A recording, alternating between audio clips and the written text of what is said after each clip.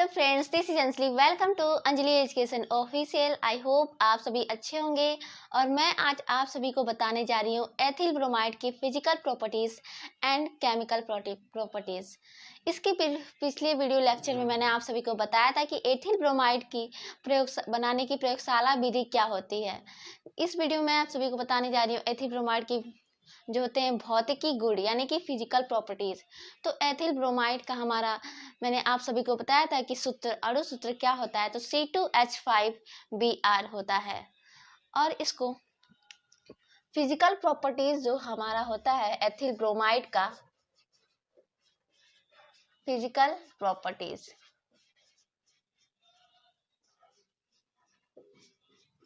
आई hope आप सभी को दिख रहा होगा। हाँ, दिख रहा है। फिजिकल प्रॉपर्टीज जो होता है मीठी गंध वाला होता है, मीठी स्वाद में मीठा होता है एंड और जो हमारा एथिल ब्रोमाइड होता है यह रंगहीन यानी कि कलरलेस होता है। यानी कि रंगहीन का मतलब है कि उसमें कोई एथिल ब्रोमाइड का कोई कलर नहीं होता। और ये हमारा जो होता है जल से भारी द्रव होता है। इसका क्वथनांक 38.5 डिग्री सेल्सियस होता है। अब ये हमारा फिजिकल प्रॉपर्टीज हो गया कि यह कलरलेस होता है, यह स्वाद में वो होता है मीठा होता है और जो होता है ये जल से भारी होता है। जल से क्या होता है? भारी द्रव होता है। और इसका क्वथनांक 38.5 डिग्री सेल्सियस होता है। आई होप आप सभी को फिजिकल प्रॉपर्टीज समझ में आ गए हो। ये ज़्यादा क्वेश्चन में एग्जाम में नहीं पूछे जाते हैं, बस हम इसको जानकारी के लिए इसको समझ लेते हैं कि इसकी फिजिकल प्रॉपर्टीज क्या होती है। लेकिन अब जो मैं आप सभी को केमिकल प्रॉपर्टीज जो बताने वाली हूँ वो मोस्ट इम्पॉर्टेंट होगा, वो अक्सर एग्जाम में पूछे जाते हैं। पहले इसमें एक और जो है फिजिकल प्रॉपर्टीज है उसको जान लेते हैं कि हमारा जो होता है एथिल ब्रोमाइड होता है जो जल में विलय नहीं होता है, लेकिन कार्बनिक विलायकों में होता है विलय हो जाता है। यानी कि जल में हमारा विलय नहीं हो पाता, यानी कि घुल नहीं पाता है, लेकिन कार्बनिक विलायकों में जो हमारा होता है एथिल ब्रोमाइड वो क्या होता है? विलय हो जाता है, यानी कि घुल जाता है। तो ये आप सभी लिख लीजिएगा कि यह जल में अविलय होता है पर कार्बनिक विलायक में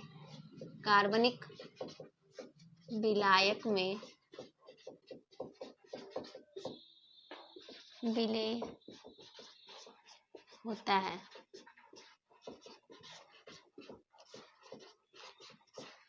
आई होप आप सभी ने विलायक और विलय के बारे में तो पढ़ा ही होगा कि विलायक और विलय क्या होते हैं। तो अगर आप सभी नहीं पढ़ रहे हैं तो प्लीज़ मुझे कमेंट बॉक्स में ज़रूर बताइएगा कि मैं आपको एक्सप्लेन कर सकूं। और अब हम पढ़ते हैं केमिकल प्रॉपर्टीज़ के बारे में। केमिकल प्रॉपर्टीज़ किसकी? एथिल ब्रोमाइड की। इसमें हमारा मोस्ट इम्पॉर्टेंट होता है वुड्स रिएक्शन, यानी कि वुड्स अभिक्रिया कैसे होता है? यानी कि एथिल ब्रोमाइड का जब हम एथिल ब्रोमाइड के दो अणुओं का जब सोडियम के साथ रिएक्शन कराते हैं तो हमें जो होता है नॉर्मल ब्यूटेन मिलता है और इसी को हम लोग क्या कहते हैं? वुड्स रिएक्शन कहते हैं। तो देखते हैं कि हम ये रिएक्शन कैसे होता है। तो C2H5Br जो होता है ये हमारा एथिल ब्रोमाइड का फॉर्मूला होता है। और जब इसका Na के साथ यानी कि सोडियम के साथ जब रिएक्शन कराते हैं तो हमारा नॉर्मल ब्यूटेन मिलता है। ओके, तो नॉर्मल ब्यूटेन मिलता है। तो ये ऐसा आप लोग मत सोचिए कि मैम ऐसा क्यों लिख दी है, दीदी ऐसा क्यों लिख दी है। तो ये हमारा जो होता है NaBr साथ में हमारा रिएक्शन करता है। ये शुष्क ईथर के प्रेजेंट में इसका रिएक्शन कराया जाता है, शुष्क ईथर के प्रेजेंट में। तो हमारा C2H5 और C2H5 हमारा जो है रिएक्ट करेगा तो क्या बन जाएगा? C4H10, यानी कि ये नॉर्मल ब्यूटेन हमें मिल चुका है। नॉर्मल को N से और ब्यूटेन एंड हमारा NaBr यहाँ पे 2 Na लिखेंगे क्योंकि हमारा तभी बैलेंस हो पाएगा। तो ये हमारा हो जाएगा 2NaBr। इस तरह से ये हमें सोडियम ब्रोमाइड मिल चुका है। यहाँ पे Br 2 बार है तो यहाँ पे हमारा Br 2 टाइम्स हो गया है, और यहाँ पे 2Na हम लोग ने लिखा है तो यहाँ पे 2Na भी हो चुका है। तो ये हमारा था वुड्स रिएक्शन या अभिक्रिया। तो ये क्वेश्चन कैसे पूछ सकता है आप सभी के एग्जाम में? ऐसे पूछेगा कि एथिल ब्रोमाइड का किससे रिएक्शन कराएं कि हमें नॉर्मल ब्यूटेन मिल जाए। तो आपको इस तरह से करना होगा रिएक्शन। अगर आपसे ये पूछ देता है कि एथिल ब्रोमाइड का वुड्स रिएक्शन करके बताएं तो आप इस तरह से करेंगे। ये हमारा वुड्स रिएक्शन पहला रिएक्शन यानी कि केमिकल रिएक्शन हो गया। अब हम दूसरे रिएक्शन के बारे में बात करेंगे। अब हमारा दूसरा रिएक्शन होगा फ्रैंकलिन रिएक्शन। फ्रैंकलिन रिएक्शन कैसे होता है चलिए देखते हैं। जब C2H5Br यानी कि एथिल ब्रोमाइड का आई होप आप सभी को फॉर्मूला याद हो गया होगा, क्योंकि मैं इसको इतना बार बोल चुकी हूँ।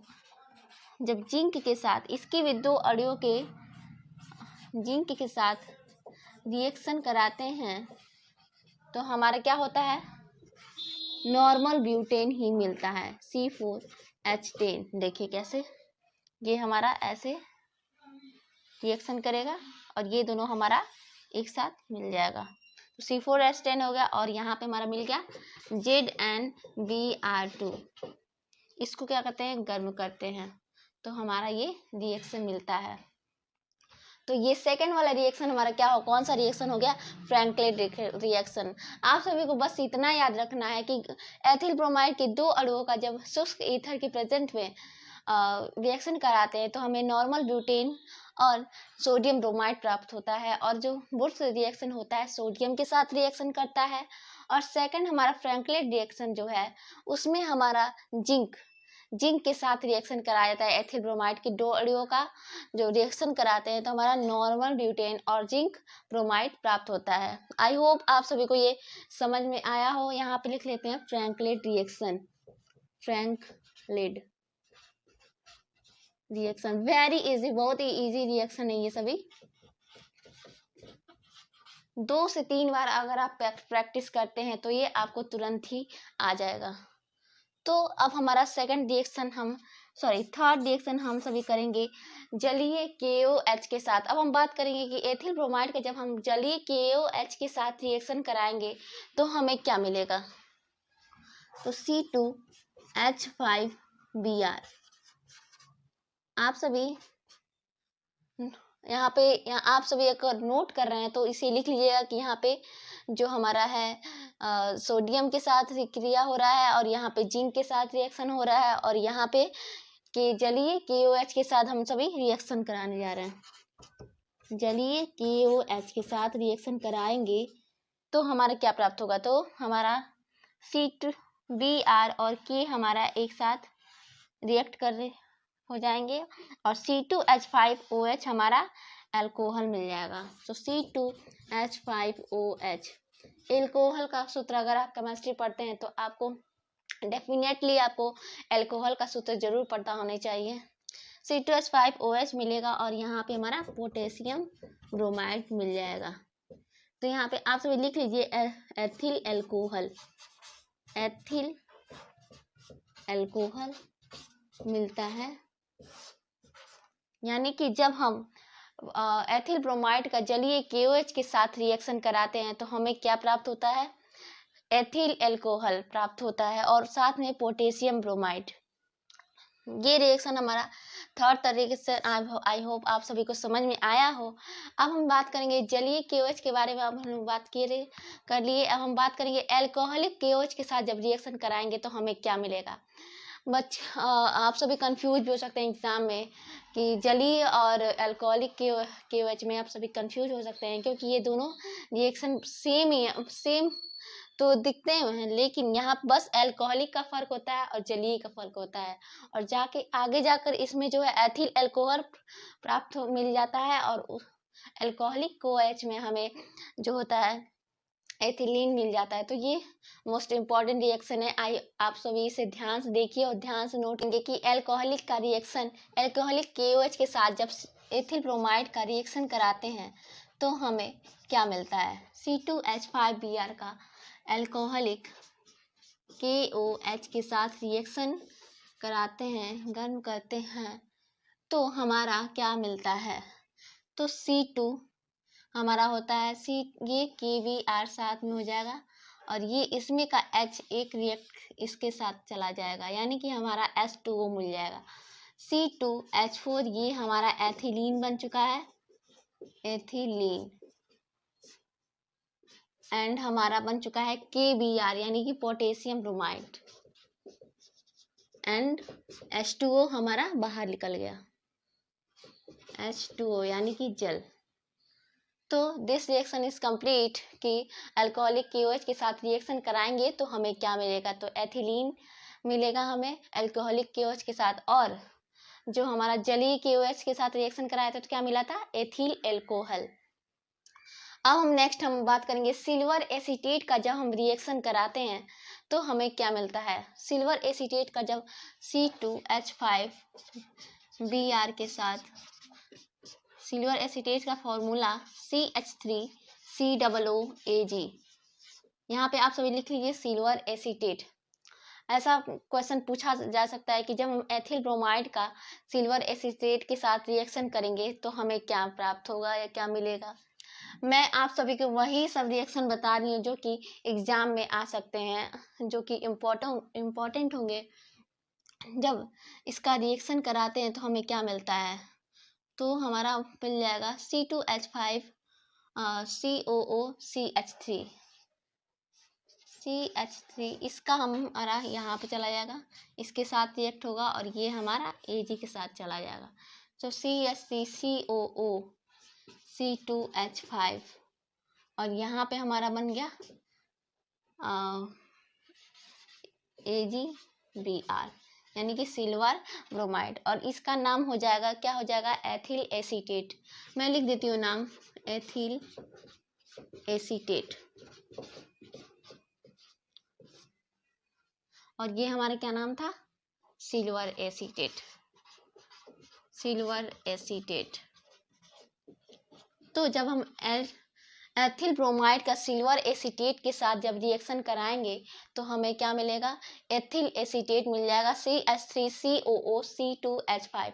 आपको इन जो होता है इनका सूत्र याद होना चाहिए, सिल्वर एसीटेट का, एथिल ब्रोमाइड का, इन सभी का अगर आप रिएक्शन करते हैं तो ये हमारा 4 रिएक्शन था, ये हमारा 5 रिएक्शन और ये हमारा 6 रिएक्शन। 6 रिएक्शन में हम बात करेंगे कि सोडियम एथोक्साइड के साथ क्रिया।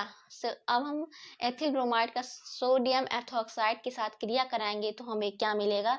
तो सोडियम एथोक्साइड का फॉर्मूला होता है पहले C2H5Br यानी कि एथिल ब्रोमाइड के साथ रिएक्शन कराएंगे C2H5ONa यानी कि सोडियम एथोक्साइड, इसका नाम है सोडियम एथोक्साइड। सोडियम एथोक्साइड का जब हम रिएक्शन कराएंगे तो हमें क्या मिलेगा। तो हमारा यहाँ पे मिल जाएगा डाई एथिल ईथर यानी कि C2H5O C2H5, ये इसके साथ रिएक्ट करेगा और ये हमारा Na के साथ Br यहाँ पे जुड़ जाएगा, तो हमारा हो जाएगा NaBr और यहाँ पे हमारा हो जाएगा डाई एथिल ईथर, ये हमारा मिल जाएगा। तो हमारा जो है सिल्वर एसीटेट के साथ जब हम रिएक्शन करा रहे थे तो हमें क्या मिल रहा था, एथिल एसीटेट, और यहाँ पर जब हम सोडियम एथोक्साइड के साथ रिएक्शन कराते हैं तो हमें क्या मिलता है, डाई एथिल ईथर। अब ऐसा भी क्वेश्चन पूछ सकता है कि कैसे एथिल ब्रोमाइड का किस से रिएक्शन कराएं कि हमें डाई एथिल ईथर मिल जाए। इस तरह का भी क्वेश्चन कर सकता है बोर्ड एग्जाम में, जो कि बहुत इम्पोर्टेंट होता है। तो आगे हम किसके बारे में बात करेंगे, अब हम पढ़ेंगे KCN के साथ यानी कि पोटेशियम साइनाइड के साथ जब रिएक्शन कराते हैं तो हमें क्या मिलता है। देखिए अगर CN जो होता है, CN अगर कहीं लिखा हो तो उसको साइनाइड पढ़ेंगे, लेकिन जब NC लिखा हो तो उसको क्या पढ़ेंगे, आइसोसाइनाइड पढ़ेंगे। तो चलिए KCN के साथ रिएक्शन कराते हैं। 7 नंबर C2H5Br का जब रिएक्शन KCN यानी कि पोटेशियम साइनाइड से कराते हैं कि इसके प्रेजेंस बस ऐसे ही गर्म करते हैं तो हमें क्या प्राप्त होता है, तो C2H5CN यानी कि हमको जो है क्या हो जाएगा, क्या मिल जाएगा, C2H5CN यानी कि हमको मिल जाएगा एथिल साइनाइड मिल जाएगा, एथिल साइनाइड। और उसके साथ हमको मिलेगा पोटेशियम ब्रोमाइड यानी कि KBr। आई होप कि आप सभी को रिएक्शन समझ में आ रहा हो। अगर ना समझ आ रहा तो प्लीज़ मुझे कमेंट बॉक्स में ज़रूर बताना, मैं थोड़ा इम्प्रूवमेंट लाऊंगी। और अब हम बात करते हैं 8 रिएक्शन, यानी कि जब हम KCN के साथ रिएक्शन करा दिए, अब हम AgCN यानी कि सिल्वर साइनाइड के साथ रिएक्शन कराते हैं एथिल ब्रोमाइड का, तो हमें क्या मिलता है, तो C2H5Br यानी कि एथिल ब्रोमाइड का रिएक्शन जब हम किससे कराएंगे, AgCN से रिएक्शन कराएंगे तो हमें क्या मिलता है, सॉरी यहाँ पे गर्म करेंगे तो हमें क्या प्राप्त हो जाएगा, C2H5 के साथ इसका रिएक्शन होगा तो ये हमारा हो जाएगा C2H5NC यानी कि हमारा बन गया ये एथिल आइसोसाइनाइड, ये बन गया यहाँ पे, और यहाँ पे AgBr हमारा निकल जाएगा यानी कि सिल्वर ब्रोमाइड। तो इसका नाम लिख लीजिए आप लोग, याद रहेगा, एथिल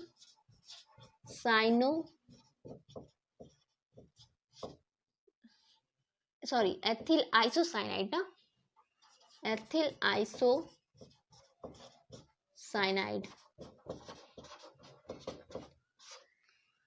आई होप आप सभी को इतने रिएक्शन समझ में आया। मैंने तो इसमें बहुत अच्छे से आप सभी को रिएक्शन समझाने की कोशिश की है। अगर आप सभी को नहीं समझ में आ रहा तो प्लीज़ एक बार और रिपीट करें इस वीडियो को और तब देखें, फिर मुझे कमेंट बॉक्स में बताएं कि आप सभी को क्या नहीं समझ में आ रहा हो। अगर आप सभी को मेरी वीडियो अच्छी लगी है तो प्लीज़ चैनल को लाइक सब्सक्राइब जरूर करना और कोई टॉपिक बताना जिसमें मैं वीडियो बना सकूँ। Thanks for watching this video.